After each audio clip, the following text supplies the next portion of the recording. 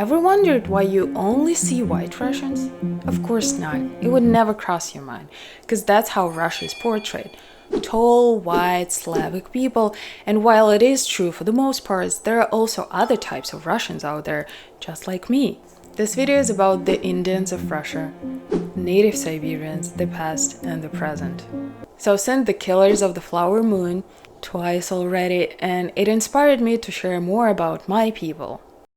Just like Native Americans, indigenous people of Russia were colonized, were taken advantage of, and are being taken advantage of currently while also being discriminated against. And while it was clearly the conquest of the Siberian lands, wars and genocide, Russian state still claims it to be peaceful expansion.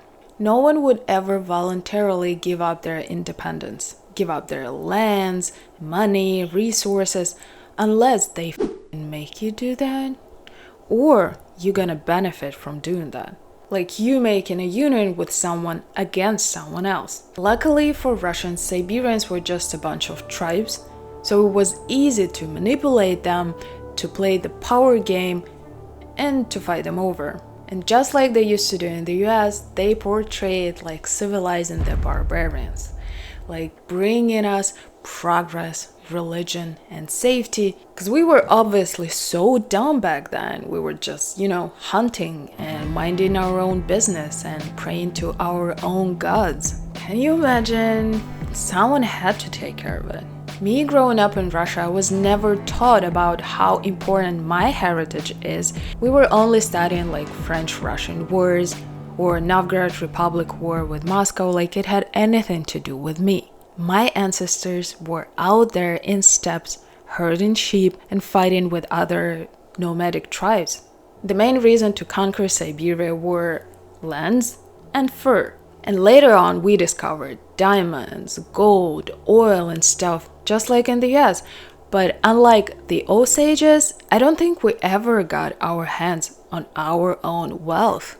I grew up in the city with a giant diamond mine, aka the giant hole that sucks in all the helicopters and airplanes. There is a diamond mine in Siberia that is so freaking big, it has reportedly sucked down helicopters out of the sky. And the company who owns all the diamond mines has a headquarters in Moscow, the local population doing all the dirty work, while money is flowing to the capital. The Russian population is 80% white Russians, Slavs. Political division of Russia is pretty cool because we have ethnical republic where ethnical minorities are supposed to live. And just by looking at their names, you can see the names of ethnical minorities like Buryatia, Buryati, Tatarstan for Tatars, Chechnya for Chechen people. You would think having our own ethnical republic would empower us, make us more visible, make us equal to other Russians, but it didn't. The racism in Russia is blossoming. I remember seeing so many street interviews in Moscow where people would expose how little people in the western part of Russia know about us, how little they know about their own country and Siberia, which is Russia. Some of them didn't even know there are Asian Russians out there. They would assume that any Asian person they see are either from the neighboring countries like Kazakhstan or China and like Korea, I don't know. Okay, maybe not knowing that you have Asian Russians is not racist by itself, but you know what is racist? Is doing this narrow eyes and saying, go back to China. The most common and obvious exhibit of racism in Russia right now is renting apartment advertisements where they say, this is for Slavs only. When I hear my experience with racism, I was an undergrad in the top school of Russia, which is Moscow State University, and that's what my English professor once said. Someone would say that Liz is Asian, but I would say she is beautiful. You see how much ignorance it is in this word. She was basically saying, I am beautiful despite being Asian. Thank God I have never had dramatic experience with racists, unlike many of my Asian brothers and sisters murdered by neo-Nazi groups in Moscow and St. Petersburg. This is a super sensitive topic for us right now. You know how Russia is drafting guys at the moment? Siberians and other ethnic minorities are being drafted way more often.